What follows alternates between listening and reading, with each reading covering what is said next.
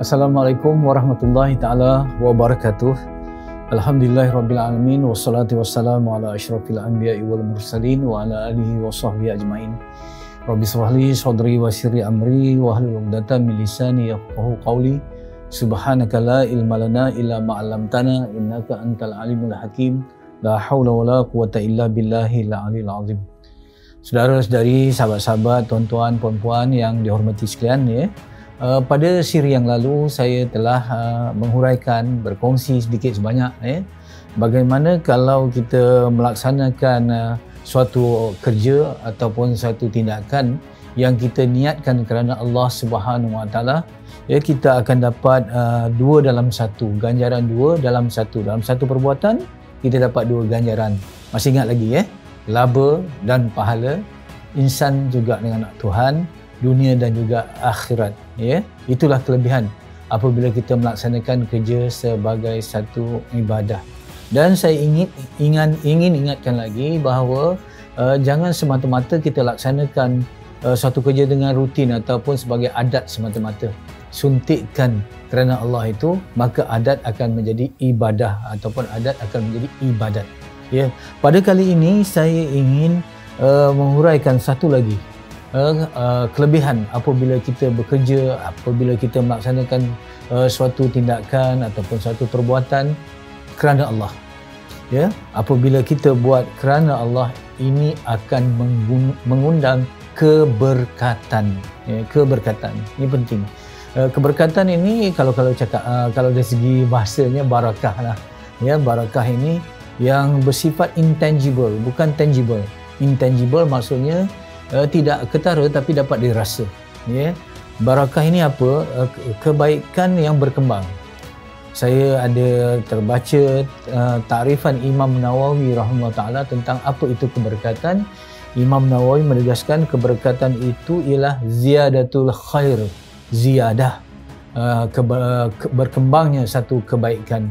Kalau kebaikan itu statik semata-mata ataupun terhad kepada seorang individu semata-mata, dia bukan keberkatan. Dia mungkin satu kebaikan biasa saja. Tetapi yang dikatakan keberkatan ialah kebaikan yang expanding ataupun berkembang, bertambah secara berterusan. InsyaAllah kalau kita bekerja atas dasar ibadah, maka di sana kita akan mendapat keberkatan yang banyak di sisi Allah Subhanahu Wa Taala, ya. Dengan keberkatan, suatu yang berat akan menjadi ringan kerana keberkatan akan dapat bantuan Allah. Dengan keberkatan, kerja yang sukar akan menjadi mudah. Yang gelap akan bertukar menjadi terang apabila ada keberkatan pada usaha kita ataupun pada kerja itu. Barakah ini kalau kita lihat dalam kitab-kitab, ada yang Allah letakkan kebaikan-kebaikan yang berkembang pada hamba-hambanya ataupun kepada makhluk. Ingat, ya, bila Allah letakkan kebaikan ini pada tempat, ya, contohnya pada masa, pada individu, ya, pada amalan, bukan makhluk itu yang memberi bekas, ya. Keberkatan tetap biadikal khair, daripada kuasa Allah kebaikan segalanya. Tetapi Allah Subhanahu Wa Taala meletakkan kebaikan itu, keberkatan itu pada masa, contohnya, ya, masa kita bangun sahur, misalnya kata itu berkat, masa yang berkat. Masa antara qamat dengan takbiratul ihram, itu masa yang berkat. Hari Jumaat, waktu yang berkat. Malam Jumaat, waktu yang barakah. Ini yang dikatakan kebaikan yang melimpah ruah. Malam Al-Qadar, misal kata, adalah malam yang penuh dengan keberkatan yang melimpah ruah. Jadi, ada Allah letakkan kebaikan pada masa. Ada juga Allah Subhanahu Wa Taala letakkan kebaikan pada tempat, ya, pada location ataupun pada tempat. Contohnya kalau kita baca surah Al-Isra, subhanallazi asra bi abdihi, ya, lailam minal masjidil haram ilal masjidil aqsa barakna haulahu, ya. Maha suci Allah yang telah memperjalankan hamba-Nya, ya, daripada Masjidil Haram ke Masjidil Aqsa, iaitu tempat yang diberkati. Bukan saja dua tempat itu tetapi di sekelilingnya, ya. Barakah Allah letak juga pada tempat.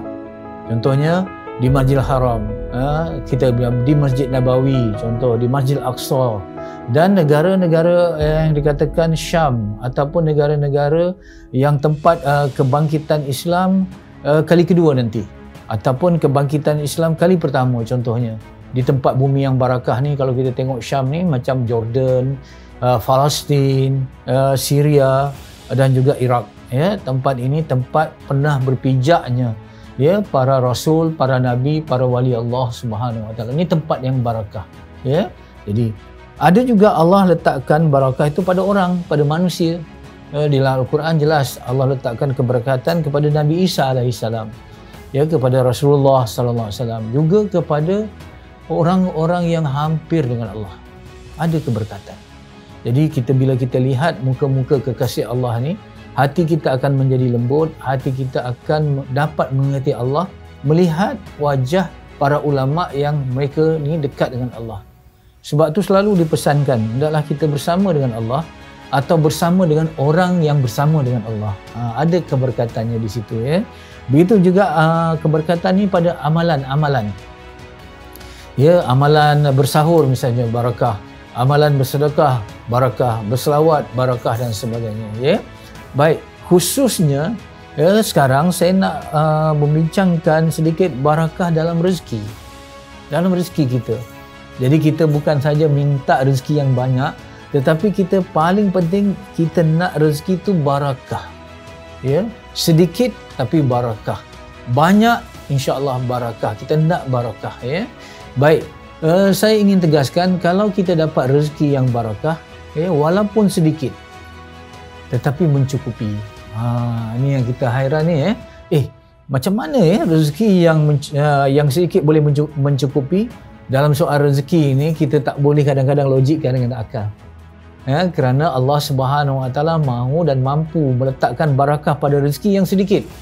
Ya, kerana dalam soal rezeki ni kita tidak boleh, bukan tidak boleh sama sekali, tetapi kita tidak boleh hanya bergantung pada akal semata-mata. Cuba tengok, ya. Kalau kita lihat cicak ni yang ada di Shilling ni semuanya, dia punya makanan, cicak punya makanan ialah serangga. Serangga makanan cicak ni semua ada kepak, betul? Cicak ada kepak? Cicak tak ada kepak, ya. Jadi macam mana cicak yang tak ada kepak ni boleh makan rezekinya dari serangga-serangga yang ada kepak? Tak logik kan? Tetapi begitulah Allah meletakkan rezeki. Itu satu. Saya nak gambarkan satu lagi keadaan. Pernah dengar pokok periuk kera? Pokok periuk kera ni banyak, ya, di Pahang sampai dijadikan tempat lemang sekarang, ya. Mahal tu, ya, lemang daripada pokok periuk kera. Pokok periuk kera ni dia makan makanan yang datang daripada serangga juga. Kalau tadi cicak, dia boleh bergerak juga walaupun mangsanya ada kepak, tapi periuk kera ni langsung tak boleh bergerak, tapi rezekinya boleh bergerak. Kita tengok serangga ni lalu masuk ke dalam corongnya dan sebagainya. Jadi sebab itu kita nak bagi tahu bahawa rezeki, dalam soal rezeki jangan dilogik-logikkan sangat. Kalau kita buat kerja, dapat rezeki yang sedikit, mudah-mudahan sedikit itu barakah, kerana sedikit yang barakah itu mencukupi. Saya tahu kita lihat, mencukupi. Ya, Allah ada jalan untuk mencukupi rezeki yang barakah ni mengikut jalan yang kalau saya baca ayat sebelum ni, wa yarzuqu min haitsu la yahtasib. Ya, Allah boleh gunakan rezeki dari arah yang kita tak sangka-sangka, ya, kita tak jangka, kita tak minta, ya, tapi Allah boleh bagi, ya, rezeki yang sedikit tapi barakah. Subhanallah, rezeki yang barakah ini yang dapat mengingatkan kita, yang dapat merapatkan kita dengan Allah Subhanahu Wa Taala. Cuba tengok, ya, kalau sedikit tu dapat ingat kepada Allah, ya. Sedikit yang disyukuri lebih baik daripada banyak yang dikufuri, ya. Jadi kita harap kita dapat rezeki yang sedikit tetapi mencukupi. Selalu dikatakan rezeki yang barakah, rezeki yang cukup, tapi rezeki yang tak barakah, rezeki yang tidak cukup-cukup. Jadi kita harap kita dapat rezeki yang barakah. Bagaimana nak dapat rezeki yang barakah? Buat semuanya kerana Allah. Usaha kita untuk mendapat rezeki itu kita niatkan kerana Allah, insya-Allah kita akan dapat rezeki yang barakah. Baik, kita lihat juga rezeki yang barakah itu apabila banyak. Tadi sedikit mencukupi. Kalau banyak macam mana? Banyaknya boleh memberi. Ya. Jadi kalau orang dapat rezeki yang banyak, nak tahu barakah atau tidak, tengok. Dia boleh memberi sedekah, dia boleh mengeluarkan hibah, dia boleh mengeluarkan zakat, dia boleh membuat wakaf. Ya, bukan saja dia dan keluarga yang dapat manfaat daripada rezeki yang banyak, tetapi jirannya, tetapi adik-beradiknya, akrabin, orang miskin, orang fakir, 8 asnaf tu semua dapat kebaikan kerana rezeki yang diperoleh oleh banyak ni adalah rezeki yang barakah. Ini penting. Jadi untuk mendapat rezeki banyak yang barakah, mestilah kita niatkan bekerja itu kerana Allah.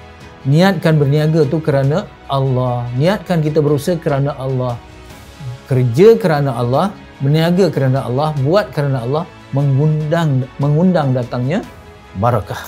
Ya, elok juga saya huraikan sedikit rezeki yang tak barakah. Rezeki yang tak barakah ialah sedikitnya tak cukup. Apabila tidak cukup, bukan saja tidak cukup tapi membawa jauh daripada Allah. Ya, itu yang dikatakan kemiskinan menghampiri kekufuran tadi. Ya. Jadi daripada rezeki yang tak cukup ni dalam keluarga, bergaduh antara suami isteri, saling tuduh menuduh, ya akhirnya berlaku perceraian. Ya. Orang kata, kenapa dia bercerai? Kerana dia orang miskin. Bukan. Ya. Dia memang miskin, tetapi miskin yang tidak mendapat sedikit tetapi yang tidak barakah. Ini penting. Dalam masyarakat, kalau rezeki yang sedikit, ekonomi meleset macam kata, banyak berlaku kecurian, ragut dan sebagainya. Kalau kita tengok, ragut, sini ragut, sana ragut, dululah kita tengok. Kenapa? Apabila orang dah hilang kerja, jobless, orang dah hilang pusat sumber pendapatan, maka berlakulah miskin. Ya, miskin. Kerana dengan miskin rezeki sedikit, dahlah rezeki sedikit macam tadi, tidak barakah pula. Ya, tadi itu. Kalau sedikit tak selesai masalah, banyak selesai masalah. Banyak tak selesai masalah. Ya, banyak menyebabkan tak puas pula. Ya. Kalau tadi sedikit menyebabkan tak cukup, berlaku bergaduh. Kalau banyak tapi tak barakah, tak puas. Macam minum air laut, makin diminum makin haus. Apa yang terjadi? Ya, kalau kita dapat 1 juta, nak 1 juta lagi. Ya, dah dapat 1 juta, nak 1 juta lagi, tak pernah puas. Ya, dan akhirnya ketamakan ini menimbulkan banyak berlaku penindasan, penzaliman. Ya, hasil daripada dapat banyak tetapi tidak cukup. Ya, saya ingin menegaskan sedikit rezeki yang tidak dapat barakah ni, kalau banyak ni tak dapat barakah, inilah punca berlakunya rasuah. Saya nak tanya dari hati ke hati lah, kepada sahabat-sahabat, anak-anak, tuan-tuan dan puan-puan, yang kita tengok orang yang kena tangkap lakukan rasuah ke, didakwa rasuah ni, orang miskin ke orang kaya? Tanya betul-betul ni dari hati ke hati. Orang kaya kan? Ya, yang ditangkap berjuta-juta, bilion-bilion ni, semua orang kaya. Kenapa dia dah kaya tetapi dia masih lagi melakukan rasuah? Sebab dia dapat harta yang tidak cukup walaupun dah banyak.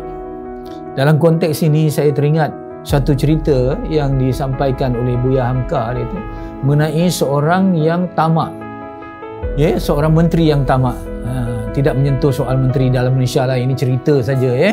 Menteri yang tamak ini dia selalu mengambil rasuah. Jadi raja ni nak didik menteri ni, dia kata, wahai menteri, datang sini. Menteri pun datang, dia kata, esok saya nak kurniakan kamu tanah tau. Seluas mana tuanku? Dah timbul tamak lah. Seluas mana? Iaitu seluas kamu lepas subuh kamu berjalan, kemudian pulang balik sebelum maghrib. Ya. Seluas itulah tanah yang better akan kurniakan kepada kamu. Tak dapat bayangkan ya. Lepas subuh jalan, kemudian balik sebelum maghrib. Kalau kita seronok betul lah. Luas tu tanah. Tapi apa yang berlaku kepada menteri? Dia keluar selepas subuh, tak balik-balik. Pergi, tak balik-balik. Sebelum maghrib pun tak balik. Kenapa? Tamak. Jadi sebab itu kita kena hati-hati. Ya? Sebab itu dalam hadis maksudnya, orang yang yang tamak ini, orang yang tak ingat Allah Subhanahu Wa Taala ini, apabila di dunia, dibagi satu dunia, dia nak dunia yang lain. Kalau dunia ni macam satu buah katalah satu buah dia dah dapat tanah, dia nak lagi. Sampai bila dia puas? Sampai tanah kubur masuk ke dalam mulut dia. Jadi inilah sebab itu Berlakunya rasuah kerana apa? Rasuah berlaku kerana adanya NGO. NGO. Apa dia N? Need. Need. Keinginan. G. Greedy. Ketamakan. O. Opportunity. Ya, peluang. Jadi orang yang dapat rezeki yang tak barakah ni, dia keinginan, dia tidak ada batas. Dia tidak ada puas. Ada dua elemen yang di dalam badan kita ataupun pada diri kita yang tidak akan penuh walaupun diisi dengan sebanyak-banyaknya. Apa dia? Akal yang diisi dengan ilmu. Kita boleh isi. Satu lagi nafsu. Kalau kita isi dengan keinginan, ya. Oh, jadi dunia ini Allah cipta bukan untuk memenuhi keinginan, tetapi untuk memenuhi apa? Keperluan saja. Kadang-kadang rezeki bertambah tapi kita menambah keinginan menyebabkan kita jadi miskin daripada sebelumnya. Rezeki dah tambah tapi makin miskin. Kenapa? Kita ubah lifestyle kita. Contoh ya, katalah kita tahun ini, katalah hujung tahun, kita dapat hearsay ataupun kabar-kabar angin, ya, kita akan dapat bonus 5 kali bulan gaji, 5 bulan gaji ya. Saya pernah berhadapan dengan satu organisasi yang dapat bonus 6 bulan dan 8 bulan gaji. Oh, hebat ya.